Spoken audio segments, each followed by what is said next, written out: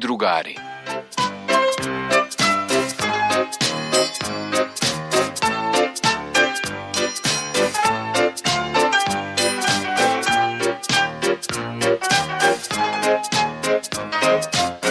Dizel opet ne sluša.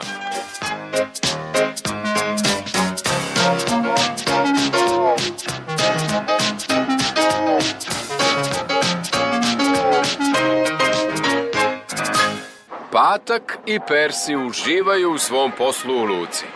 Vuku i guraju vagone pune tovara do i od kamenoloma. Ali jednog su jutra lokomotive bile iscrpljene. U luci se radilo više nego obično.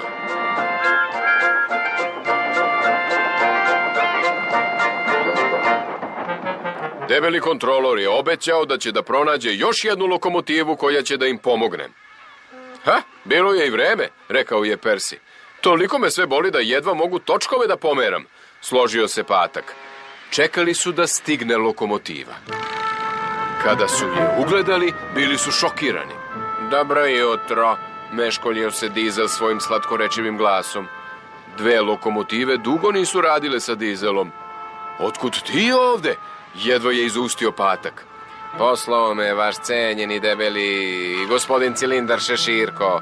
Nadam se da vam je drago što me vidite. Trebalo bi da pomeram neke užasno dosadne vagone. A gde? Rekao je Persi sumljičavo. Gde? Odavde donde, rekao je Dizel, a onda opet odande do ovde. Lako je, zar ne?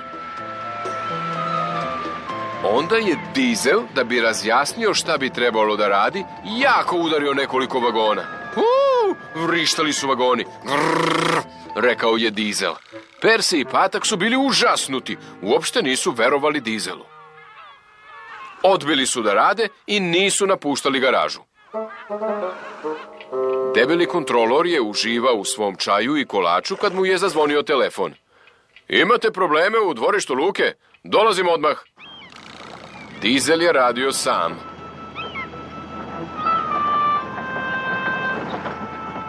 Tovar je bio na keju. Brodovi i putnici su kasnili. Svi su se žalili na železnicu debelog kontrolora. Persi i Patak su se durili u svojoj